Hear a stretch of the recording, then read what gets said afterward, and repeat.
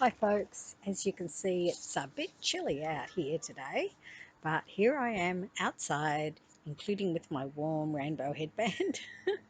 And today I'm going to read for you again from When We Were 50 by Christopher Matthew, because it's tickling my funny bone, so I hope it's tickling yours too.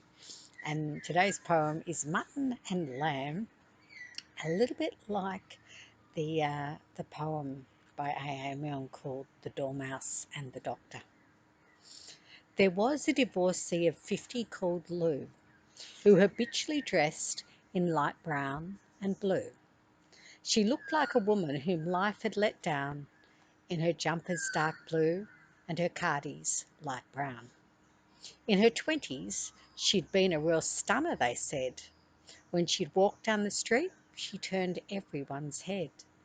Her skirts were as mini could be, and her bust, always browless, was 34C.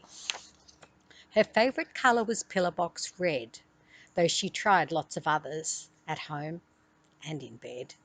But wherever she went, in the country or town, she never wore blue, and she never wore brown. In her 30s and 40s she looked half her age, so much so she lost her head at one stage. She had shoulder-length hair which she wore in a snood, and her skirts were so short they were frankly quite rude.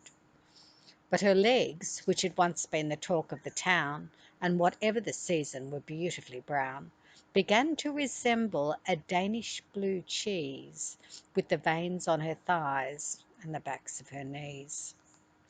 And havoc was wrought on her bust and her bum, for when gravity rules, all must one day succumb. And as 50 approached and her waist slowly spread, she began to feel oddly imperfect in red. Her daughters said, "Mum, you're middle-aged now and you don't want to look like an overdressed cow." So from that moment on, and without more ado, she began to wear nothing but brown and dark blue.